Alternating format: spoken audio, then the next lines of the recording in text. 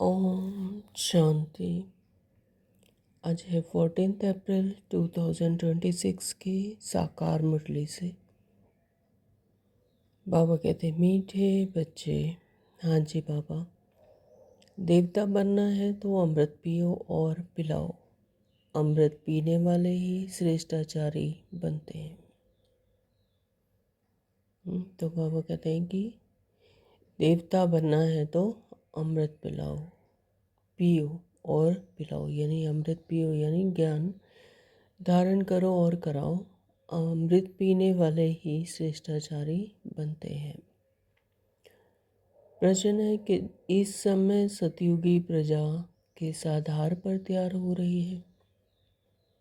उत्तर है कि जो इस ज्ञान से प्रभावित होते हैं। बहुत अच्छा कहते हैं, लेकिन पढ़ाई नहीं पढ़ते, मेहनत नहीं कर सकते, वह प्रजा बन जाते हैं। प्रभावित होना माना प्रजा बनना। सूर्यवंशी राजा रानी बनने के लिए तो मेहनत चाहिए, पढ़ाई पर पूरा अटेंशन हो, याद करते और कराते रहें तो ऊंच पद मिल सकता है। तो मेहनत करनी है, पढ़ाई पढ़नी है, नहीं तो प्रजा में आ जाएंगे। तो बाबा कहते हैं कि सूर्यवंशी राजा रानी बनने के लिए तो मेहनत चाहिए, पढ़ाई पर पूरा अटेंशन हो, याद करते और कराते रहें तो ऊंच पद मिल सकता है। गीत है तूने रात गवाई सो गई। तो ये बहुत सुंदर गीत है। तूने रात गवाई सो के, दिन गवाया खाए के, है ना। हीरा जन्म अनमोल है, कौड़ी बदले जाए, इस तरह से सॉन्ग है। ओम शांति। ओम शांति बाबा। बच्चों ने गीत सुना कि हमारा जीवन हीरे जैसा था, अब कौड़ी जैसा हो रहा है। यह तो कॉमन बात है। तो बाबा बहुत सहज रीति से समझाते हैं, जो कोई छोटा बच्चा भी समझ सके। सत्यनारायण की कथा सुनाते हैं तो छोटे छोटे बच्चे भी बैठ जाते हैं। परंतु वह सत्संगवादी में जो सुनाते हैं वह सब है कथाएं। कथा कोई ज्ञान नहीं है, बनी बनाई कहानियां हैं। तो कोई कथाएं सुनाते, जैसे आम जो स्थूल दुनिया में जो सत्संग होते हैं तो वहाँ पर कथाएं सुनाई जाती हैं। तो कथा तो बाबा कहते कोई ज्ञान तो है नहीं, बनी बनाई क्या है, कहानियाँ हैं। तो गीता की कहानी ना, रामायण की कहानी, भिन्न भिन्न शास्त्र हैं जिनकी कहानियाँ बैठ सुनाते हैं। वह सब हैं कथाएं। कहानियों से कोई फायदा होता है क्या? यह है सत्यनारायण की अर्थात नर से नारायण बनने की सच्ची कहानी। तो यहाँ बाबा हमें सत्य से सत्यनारायण की कथा सुनाते हैं, यानी नर से नारायण बनने की सच्ची कहानी। तो वह सुनने से तो तुम नर से नारायण बन जाएंगे, है ना। तो ये कहानी सुनने से जो परमात्मा पिता स्वयं आकर हमें सच्ची सत्यनारायण की कथा सुनाते हैं, कहानी सुनाते हैं नर से नारायण बनने की। तो बाबा कहते जब अगर तुम ये सुनेंगे तो फिर नर से नारायण बन जाएंगे। तो यह अमर कथा भी हुई। तुम निमंत्रण देते हो कि आओ अमर कथा तुमको सुनाए, तो तुम अमर लोक में चले जाएंगे। तो भी कोई नहीं समझते हैं, शास्त्रों की कहानी सुनेंगे, सुनते आते हैं, मिलता कुछ भी नहीं।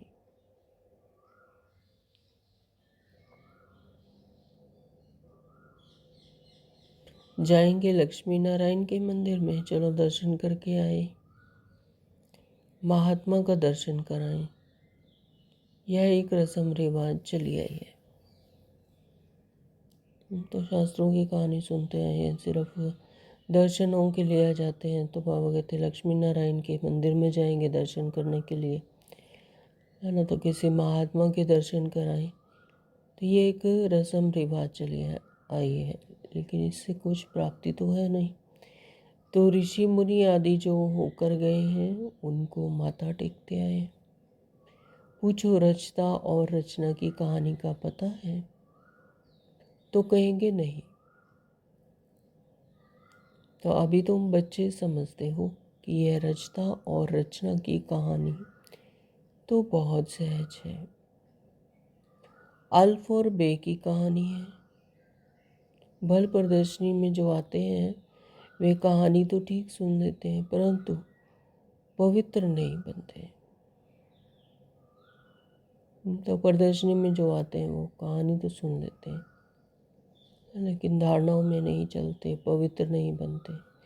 समझते हैं ये विकारों में जाने की रस्म रिवाज भी अनादि है। मंदिरों में देवताओं के आगे जाके गाते हैं, आप संपूर्ण निर्विकारी हो। फिर बाहर आकर कहते हैं विकार में जाना तो अनादि है। हाँ, तो बाबा कहते हैं लेकिन गाते आते हैं कि तुम निर्विकारी हो, लेकिन समझते नहीं है। बाहर आते हैं तो समझते हैं कि ये तो विकार में जाना तो अनादि है, तो इस बगैर दुनिया कैसे चलेगी। तो लक्ष्मी नारायण आदि को भी जो बच्चे थे ना, ऐसे कह देते हैं ऐसा तो क्या कहें। तो ऐसों को क्या कहें। बाबा कहते हैं ऐसे जो इस तरह की बातें करते हैं उनको क्या कहें। मनुष्य का लक़ब मर्तबा तो दे ना सके। देवताओं भी मनुष्य थे, कितने सुखी थे। देवताएं भी मनुष्य ही थे, लेकिन कितने सुखी थे, क्योंकि पवित्र थे। लक्ष्मी नारायण के राज्य में तुम बच्चों को बाबा बहुत सहज बात बताते हैं। बरोबर यहाँ भारत में ही स्वर्ग था। लक्ष्मी नारायण का राज्य था, चित्र भी है। यह तो सब मानेंगे कि सतयुग में उन्हों का राज्य था। वहाँ कोई दुखी नहीं था, संपूर्ण निर्विकारी थे। उन्हों के मंदिर भी बड़े बड़े बने हुए थे। उन्हों को 5000 वर्ष हुए। अभी वह नहीं है। अभी तो कलयुग का अंत है। मनुष्य आपस में लड़ते झगड़ते रहते हैं, भगवान तो ऊपर ही रहते हैं निर्वाण धाम में। असल में हम आत्माएं भी वहाँ रहती हैं, यहाँ पाठ में जाने आती हैं। पहले हम लक्ष्मी नारायण के राज्य में थे, वहाँ बहुत सुख आनंद था। फिर हमको 84 जन्म लेने पड़े।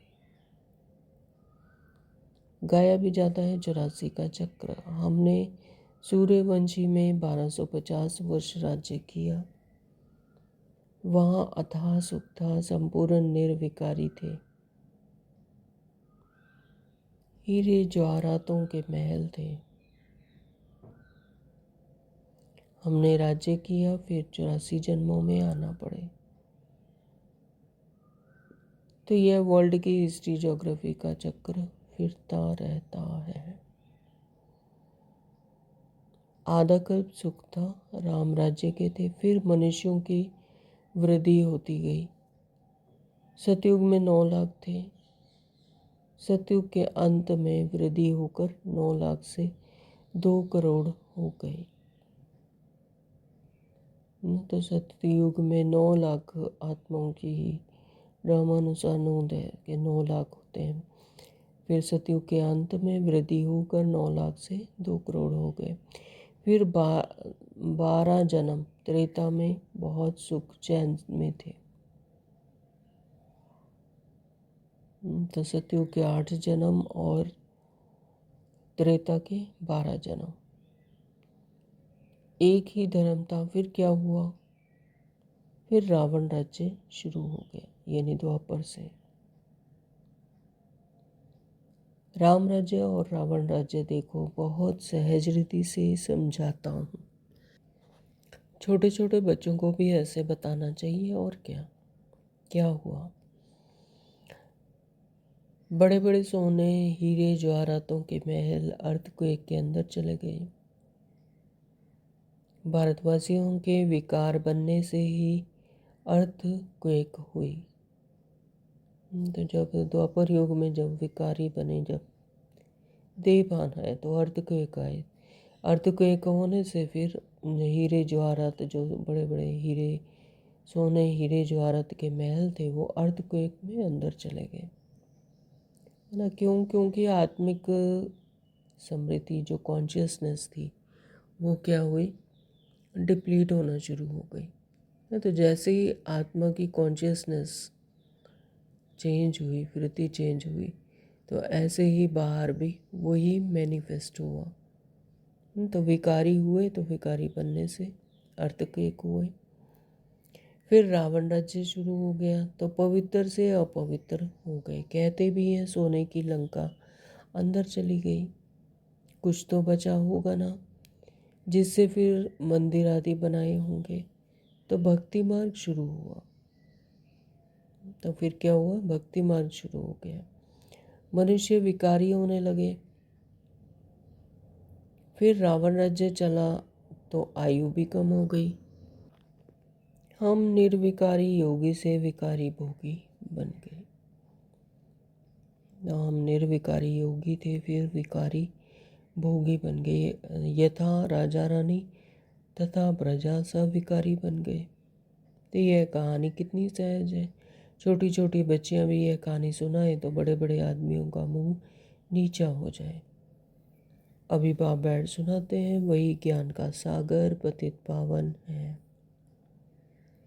अच्छा, द्वापर में भोगी पतित बन गए, फिर और धर्म भी शुरू होते गए। तो जब द्वापर युग से भोगी और पतित बनते गए, तो जो उस फ्रिक्वेंसी की जो आत्माएं थी, तो वो भी सृष्टि चक्र पर आ गई, तो और धर्म भी आ गए। अमृत का जो नशा था वह खल्लास हो गया। तो अमृत का जो नशा था वह खल्लास हो गया। अमृत का नशा था यानी प्रारब्ध जो यहाँ पर संगम युग पर बनाई थी, तो सुख शांति आनंद संपन्नता, हर तरह से संपूर्ण आत्मा अपनी हाईएस्ट कॉन्शियसनेस में थी। तो अमृत का जो नशा था, ज्ञान का नशा था, वह खल्लास हो गया। तो लड़ाई झगड़े होने लगे। द्वापर से लेकर हम गिरे, कलयुग में हम और ही विकारी बने। द्वापर युग से हम गिरते गए, धीरे धीरे धीरे जो मिसल, फिर कलयुग में तो हम और ही विकारी बन गए। यानी द्वापर में रजो गुण में थे, लेकिन फिर तमो प्रधानता में आ गए, तमो गुण में आए, फिर तमो प्रधान में आए। पत्थर की मूर्तियां बनाते रहे, हनुमान गणेश की। पत्थर बुद्धि होने लगे तो पत्थर की पूजा करने लगे। तो जैसे जैसे ये बुद्धि, पत्थर बुद्धि होने लगी, अपने आप को भूलने लगी, रोल में फंसने लगी, अपने कॉन्शियसनेस से, अपने हाईएस्ट कॉन्शियसनेस से लोअर कॉन्शियसनेस में आने लगी, तो फिर पत्थरों की पूजा करने लगे। समझते थे भगवान पत्थर टिक्कर में भी है। ऐसे करते करते भारत की ये हालत हो गई। अब फिर बाप कहते हैं, विष छोड़ अमृत पीकर पवित्र बनो और फिर रजाई लो। विष छोड़ो तो तुम फिर मनुष्य से देवता बन जाएंगे, परंतु विष छोड़ते नहीं हैं। विष के लिए कितना मारते तंग करते हैं। तुम समझते हो कि अमृत पीने के बगैर हम देवता कैसे बनेंगे। सतयुग में तो रावण होता ही नहीं। तो सतयुग तो है ही निर्विकारी दुनिया, है ना, वहाँ कोई विकार नहीं होता है, तो वहाँ तो रावण होता ही नहीं। बाप कहते हैं जब तक श्रेष्ठाचारी नहीं बनेंगे, स्वर्ग में नहीं आ सकेंगे। तो श्रेष्ठाचारी बने बगैर स्वर्ग में नहीं आ सकते। जो श्रेष्ठाचारी थे वह अब भ्रष्टाचारी बने हैं। फिर अब अमृत पीकर श्रेष्ठाचारी बनना है। अमृत पीकर यानी ज्ञान धारण कर कर और फिर से श्रेष्ठाचारी बनना है। बाप कहते हैं मामेकम याद करो। क्या गीता भूल गए हो? गीता रची मैंने, नाम डाल दिया कृष्ण का। तो बाबा कहते हैं ये सच्ची सच्ची गीता है जो बाबा अभी हमें इस संगम युग पर सुनाते हैं। तो गीता तो रची मैंने, बाबा कहते हैं, लेकिन नाम डाल दिया कृष्ण का। तो इन लक्ष्मी नारायण को यह रजाई किसने दी? बाबा कहते हैं इन लक्ष्मी नारायण को यह रजाई किसने दी? जरूर भगवान ने दी होगी। अगले जन्म में भगवान ने राजयोग सिखाया, नाम फिर डाला है कृष्ण का। तो समझाने की प्रैक्टिस करनी चाहिए। बहुत सहज कहानी है। बाबा को कितना समय लगा? आधा घंटे में इतनी सहज बात भी समझ नहीं सकते। इसलिए बाप कहते हैं सिर्फ एक छोटी कहानी बैठ किसको समझाओ। हाथ में चित्र लो। सतयुग में लक्ष्मी नारायण का राज्य, फिर त्रेता में राम सीता का राज्य, फिर द्वापर में रावण का राज्य हुआ। तो कितनी सहज कहानियाँ हैं। तो बाबा कहते कितनी सहज कहानी है। बरोबर हम देवता थे, फिर क्षत्रिय, फिर वैश्य, फिर शूद्र बने। हाँ, तो फिर ये इसमें पूरा विराट चक्र आ जाता है कि पहले देवता थे, फिर क्षत्रिय, फिर वैश्य, फिर शूद्र बने। तो अभी अपने को देवता ना समझने कारण हिंदू कह देते हैं। धर्म श्रेष्ठ कर्म श्रेष्ठ से धर्म भ्रष्ट और कर्म भ्रष्ट बन पड़े हैं। तो सतयुग त्रेता में धर्म भी श्रेष्ठ था और कर्म भी श्रेष्ठ थे, लेकिन फिर द्वापर युग से धर्म भी भ्रष्ट हो गए और कर्म भी भ्रष्ट बन पड़े। ऐसी छोटी छोटी बच्चियां बैठ भाषण करें तो सारी सभा में बाबा ने कहा हियर हियर हो जाए। तो बाबा सभी सेंटर्स वालों को सुना रहे हैं। अब यह बड़े बड़े नहीं सीखते हैं तो छोटी छोटी कुमारियों को सिखाओ। कुमारियों का नाम भी है। दिल्ली बॉम्बे में बहुत अच्छी अच्छी कुमारियां हैं, पढ़ी लिखी हैं। उनको तो खड़ा हो जाना चाहिए। कितना काम कर सकती हैं। अगर कुमारियां खड़ी हो जाएं तो नाम वाला हो जाए। साहूकार घर की जो है वह मुश्किल हिम्मत रखती है। साहूकारी का नशा रहता है, दहेज शादी मिलता है तो बस कुमारियां शादी कर काला मुंह कर देती और सबके आगे झुकना पड़ता है। तो बाप कितना सहज समझाते हैं, परंतु पारस बुद्धि बनने का ख्याल ही नहीं आता। देखो जो नहीं पढ़ते हैं वह भी आजकल MP MLA आदि बन गए हैं। पढ़ाई से तो क्या क्या बन जाते हैं। तो यह पढ़ाई तो बहुत सहज है, औरों को भी जाकर सिखाना चाहिए, परंतु श्रीमत पर नहीं चलते तो पढ़ते भी नहीं हैं। बहुत अच्छी अच्छी कुमारियाँ हैं परंतु अपना ही नशा चढ़ा हुआ है। थोड़ा काम किया तो समझती हैं हमने बहुत काम किया है, अभी तो बहुत काम करना है। आजकल फैशन में ही कुमारियाँ रहती हैं, वहाँ तो नेचुरल श्रृंगार रहता है। तो यहाँ तो कितना आर्टिफिशियल श्रृंगार करती हैं, सिर्फ बाल बनाने में ही कितने पैसे दे देते हैं। यह है माया का पॉम्प। तो यहाँ पर कलयुग की दुनिया में कितना पॉम्प शो है, आर्टिफिशियल श्रृंगार है, नेचुरल ब्यूटी नहीं है। सतयुग में तो बिल्कुल नेचुरल ब्यूटी होती है, नेचुरल श्रृंगार होता है ना। तो यहाँ पर तो बाबा कहते हैं कि सिर्फ बाल बनाने में ही कितने पैसे दे देते हैं। और विवाह शादी वगैरह में भी जैसे जाते हैं, फंक्शंस में जैसे जाते हैं तो और ही शक्ल बन जाती है ना। तो जो मतलब नेचुरल रूप है वो नहीं नज़र आता और ही बन जाते हैं। तो ये क्या है, माया का पॉम्प है, यानी देह को ही सजाने में लगे रहते हैं। और इस तरह से तो फॉल ऑफ माया रावण राज्य, फिर राइज ऑफ राम राज्य। तो अब राम राज्य स्थापन होता है, परंतु तुम मेहनत तो करो ना। तो बाबा रोज रोज रोज समझाने देते हैं कि मेहनत करो। तुम क्या बनेंगे? अगर पढ़ेंगे नहीं तो वहाँ जाकर पाई पैसे की प्रजा बनाएंगे, पाई पैसे की प्रजा बनेंगे। तो आजकल के बड़े बड़े आदमी वहाँ की सब प्रजा में आ जाएंगे, क्योंकि पढ़ते नहीं, मेहनत नहीं करते हैं।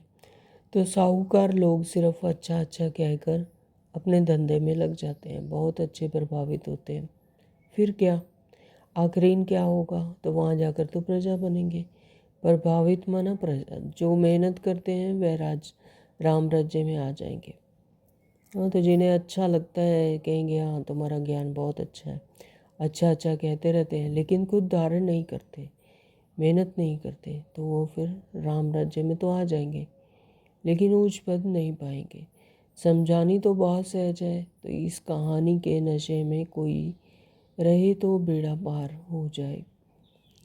हम शांति धाम में जाएंगे, फिर सुख धाम में आएंगे, बस यही करते कराते रहना है, तब ही ऊंच पद पाएंगे। अटेंशन पढ़ाई पर देना है। चित्र हाथ में हो, जैसे बाबा जब लक्ष्मी नारायण की पूजा करते थे तो चित्र जेब में पड़ा रहता था। चित्र छोटे भी हैं, लॉकेट में भी हैं, तो उन पर समझाना है। तो जो बैचेस बने हुए हैं तो उस पर चित्र बने हुए हैं, तो बाबा कहते कि वो चित्र जो है लॉकेट भी हैं, उन पर समझाना है। यह है बाबा, उन पर वर्षा मिल रहा है।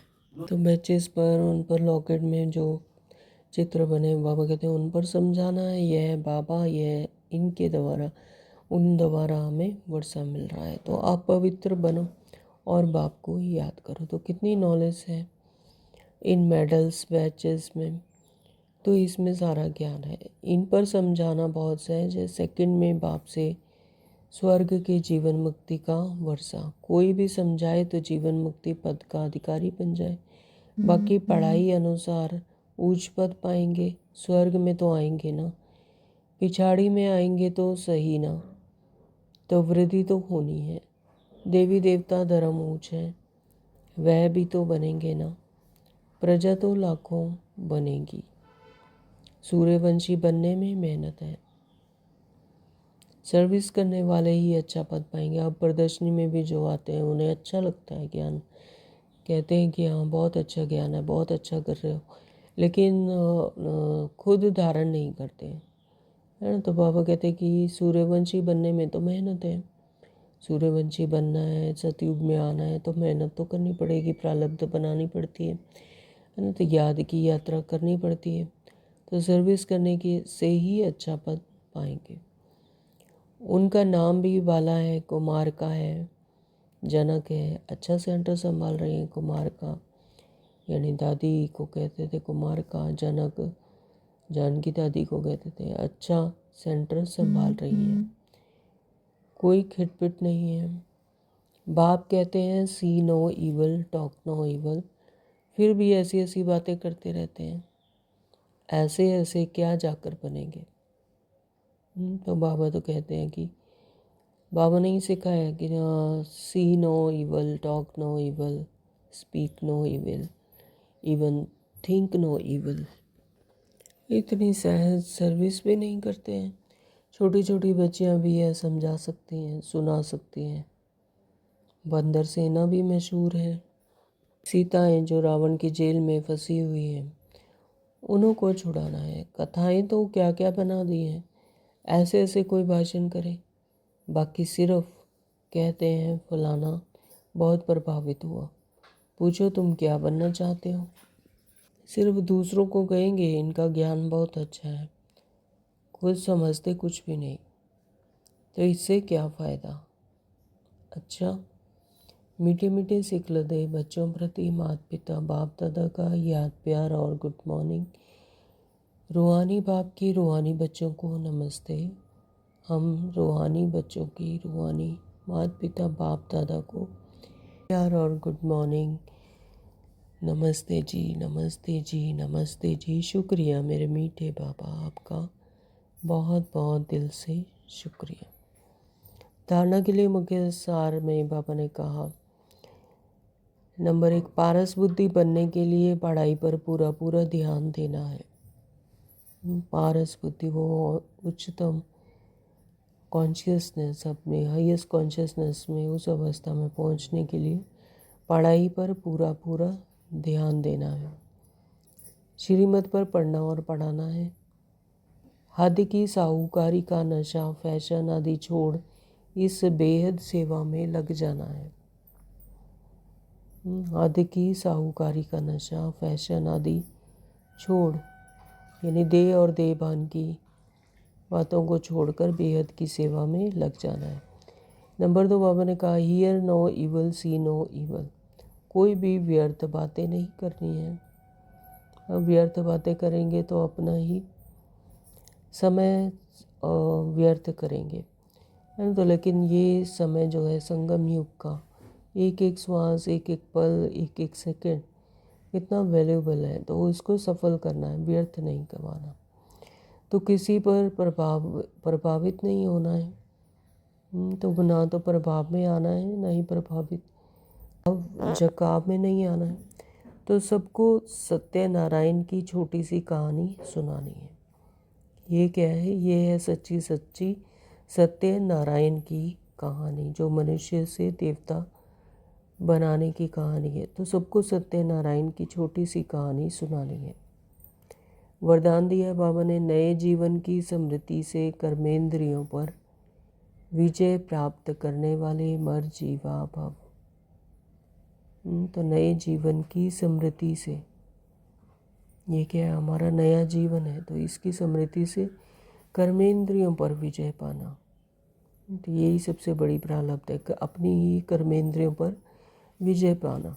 विजय प्राप्त करने वाले मर जीवा भव, इस दुनिया में रहते हुए भी जैसे मर जीवा। तो जो बच्चे पूरा मरजीवा बन गए, तो इस देहभान से, देह से उपराम स्थिति, तो जो बच्चे पूरा मरजीवा बन गए, उन्हें कर्मेंद्रियों की आकर्षण हो नहीं सकती। मरजीवा बने अर्थात सब तरफ से मर चुके, पुरानी आयु समाप्त हुई। तो ये हमारा क्या है? नया जन्म है।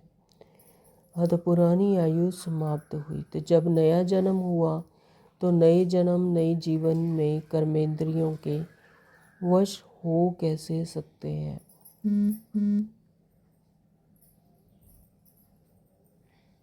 के कर्मेंद्रियों के वश में हुए, तब तो विकार में फंसते गए, देहभान में फंसते गए, देह को अपना मान लिया, फिर अपने ही मूल गुणों को ढूंढने लगे।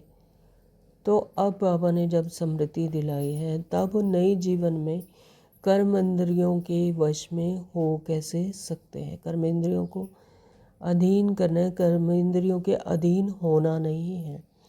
तो ब्रह्मा कुमार कुमारी के नए जीवन में कर्मेंद्रियों के वश होना क्या चीज़ होती है? इस नॉलेज से भी परे, तो उससे भी अज्ञानता, कि ब्रह्मा कुमार कुमारी के नए जीवन में, तो ये हमारा नया जीवन है, तो इसमें कर्मेंद्रियों के वश भी नहीं होना है। वो कर्मेंद्रियों के वश में होना क्या चीज़ होती है, यह भी ना पता हो, इससे भी अविद्या। तो इस नॉलेज से भी परे, शूद्रपन का जरा भी सांस अर्थात संस्कार कहाँ अटका हुआ ना हो।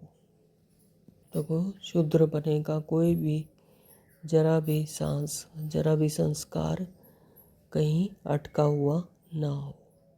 स्लोगन दिया है, अमृत वेले दिल में परमात्म स्नेह को समा लो, तो और स्नेह आकर्षित नहीं कर सकता, तो और कोई स्नेह आकर्षित नहीं कर सकता। बहुत सुंदर स्लोगन दिया बाबा ने, अमृत वेले ही दिल में परमात्म स्नेह को संभालो। हाँ, तो सारा दिन फिर उसी स्नेह में ही रहते हैं, तो और कोई स्नेह फिर आकर्षित नहीं कर सकता, यानी देह और देह की पान की जो बातें हैं वो फिर आकर्षित नहीं कर सकती हैं। ओम शांति। आज के ये अव्यक्त इशारे हैं। महान बनने के लिए मधुरता और नम्रता का गुण धारण करो। संगठन में सफलता प्राप्त करने के लिए सदा नम्र चित्त के तख्त पर विराजमान रहो। तो संगठन में सफलता कैसे प्राप्त होती है? जो नम्र चित्त के तख्त पर विराजमान रहते हैं। तो इसी तख्त पर बैठ जिम्मेवारी का ताज धारण कर भविष्य को पदवी बनाओ। बाबा कहते हैं इसी तख्त पर बैठकर जिम्मेवारी का ताज धारण कर। जिम्मेवारी का ताज दिया बाबा ने संगम युग पर, तो भविष्य की पदवी बनाओ। तो तख्त से उतरना नहीं है, इसी पर बैठकर काम करो तो सफलता मिलती रहेगी। इसके लिए पहले आपका पाठ पक्का हो, इससे आपके संस्कार सबके साथ सहज ही मिल जाएंगे। नम्र चित्त जहाँ पर आ जाते हैं, नम्रता आ जाती है, तो वहाँ पर सबसे पहला पाठ क्या होता है? पहले आप, यानी दूसरों को मान देना। तो इससे आपके संस्कार सबके साथ सहज ही मिल जाएंगे। तो आज सारा दिन अपने नम्र चित्त के तख्त पर विराजमान रहना है, नम्रता नहीं छोड़नी है। अपने जिम्मेवारी के ताज को धारण कर भविष्य की पदवी बनानी है। बाबा कहते हैं इस तख्त पर से उतरना नहीं है, इस पर बैठकर ही काम करो तो सफलता मिलती रहेगी। कौन सा तख्त? नम्र चित्त के तख्त पर विराजमान रहो, यानी पहले आपका पाठ पक्का करो। नम्र चित्त कौन होते हैं? जो पहले आपका पाठ पक्का करते हैं। वो अपने संस्कारों को, आपके संस्कार फिर सभी के साथ सहज ही मिल जाएंगे और संगठन में क्या मिलेगी? सफलता मिलेगी। तो आज नम्र चित्त के पाठ पर विराजमान रहेंगे। ओम शांति। Thank you Baba.